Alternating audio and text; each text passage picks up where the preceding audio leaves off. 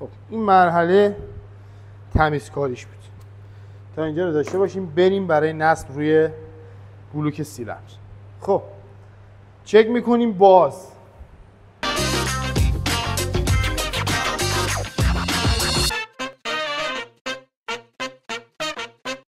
چک میکنیم باز، حواستون جمع باشه، کپ‌ها رو قشنگ کشیده باشین. اصلا اگه نیاز یه بار دیگه هم چک کنین که کپ‌ها قشنگ کشیده شده باشه. اصلا با هم چک کنیم، با هم چک کنیم.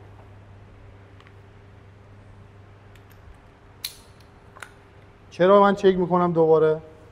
به خاطر اینکه این مهمترین کاریه که شما باید انجام بدید. دوستان من الان اینا رو یه بار کشیده بودم، خب اینم اصلا لازمه کاره. شما همیشه یادتون باشه چک کنید کارتون رو. اصلا نه یه بار نه دو بار، 10 بار کارتون رو چک کنید. هر چی چک کنین کار کمتر برگشت میخوره. به خاطر اینکه الان هزینه ها خیلی بالاست، لوازم ها خیلی گرونه، مشتری هم شما رو میشناسه، پس باید حواستون خیلی جمع کارتون باشه. چک کنین، چند بار چک کنین، به خاطر اینکه کارتون میزون رو درست در بیاد. خب این از کپ‌های متحرک که همه اوکی شد. کپ‌های ثابتش هم یه آچار بکشیم ما هم و ان شاءالله بریم برای یادتون باشه اینا رو 7.5 کشیدم.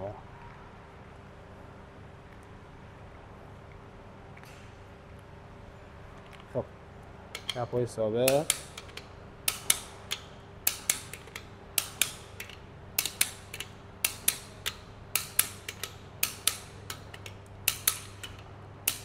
خب این هم از کپ‌های ثابت. متحرک‌ها هم که با هم کشیدیم.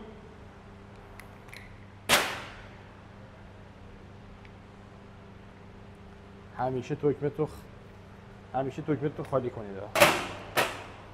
چند دورم موتور رو باز بچرخونید، چک کردیم همه چی اوکی باشه، موتور روون باشه، همه چی میزون بچرخه قشنگ، لقیه اوکی باشه، همه ان شاءالله بریم برای بقیه و ادامه کار.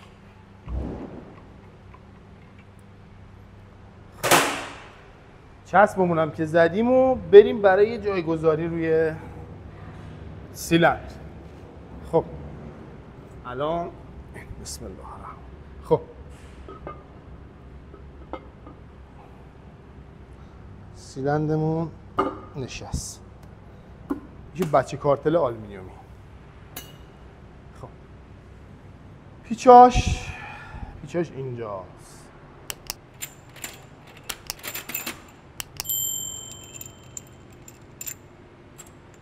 خب اینا پیچای کارتل آلومینیومیه.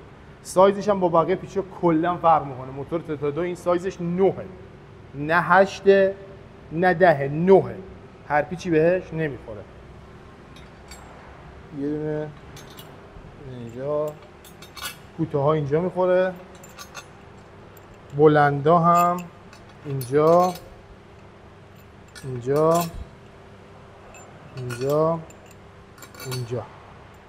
دو تا هم این داخل میخوره، اینجا و اینجا. این دوتا هم بعد از کارتل آهنی بسته میشه. بذاریم اینجا بریم برای صفر کردنشون. خب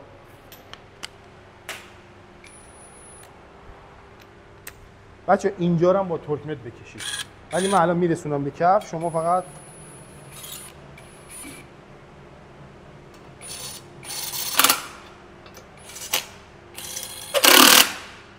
چسب رو بگیر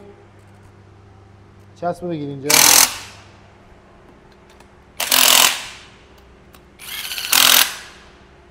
یه این ورم بگیر.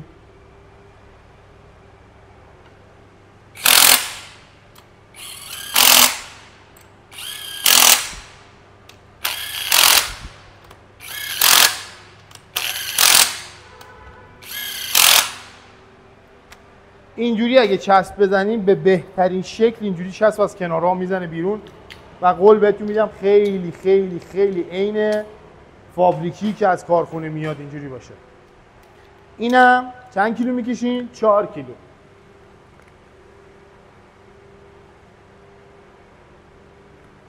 4 کیلوگرم این پیچای کارتل رو میکشیم.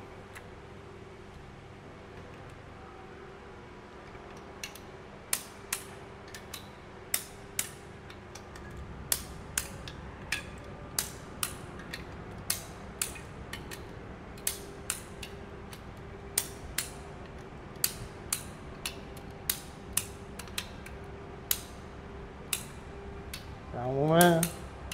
اوکی اوکی اوکی.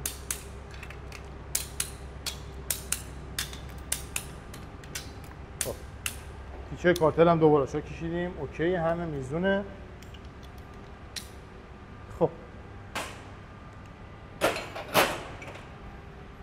اینم بچه کارتل. چسبم که بهتون گفتم چجوری بزنین. چسب خیلی مهمه، زیاد از حد نزنین، کمتر هم نزنین که روغن ریزی پیدا نکنه.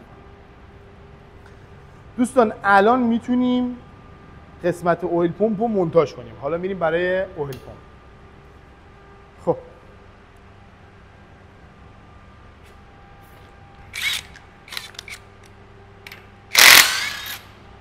خب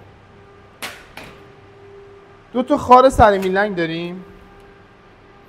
این دو تا خارای سر میلنگ. خارای سر میلنگ الان نشون میده. اینجا جایگذاری میشه. این جای خارش. این خارش. دو تا نیم هلال میشه خار سر میلنگ. خب اینا رو باید بذاریم اینجا.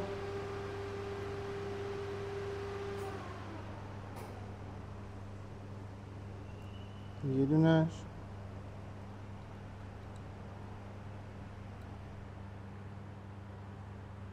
سب کنید داره فیته میلنگ نوعه. خب این از این.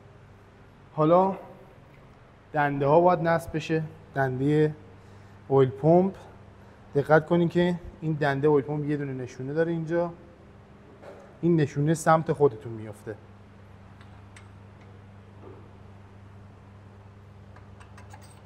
اینجوری این نشونه سمت روبروی خودتون میفته.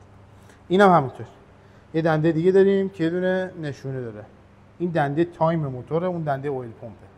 دنده زنجیر اویل پمپ، دنده زنجیر تایم موتور. اینم نصب میشه همونجوری دوباره. اگه دقت کنین اینجا یه شیار داره که این شیاره رو خار میره اینجوری. اینم از طریق نصب دنده ها. خب برای نصب اویل پمپ شما باید حتما بالشتک های اویل پمپ رو ببندین که بالشتک های اویل پمپ ایناست. اینم پیچاشه. پیچاش هم پیچه مخصوصی. ببندین سر جاش. خب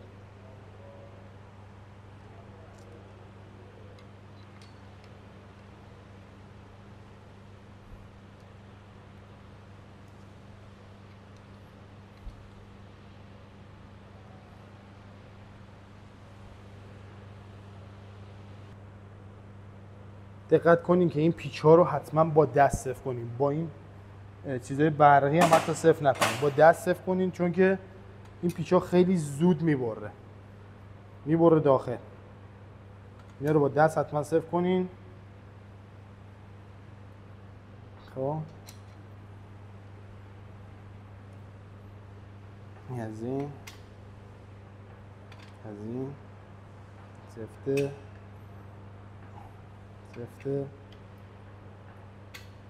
این چند بار من چک میکنم. شما هم همینقدر چک کن.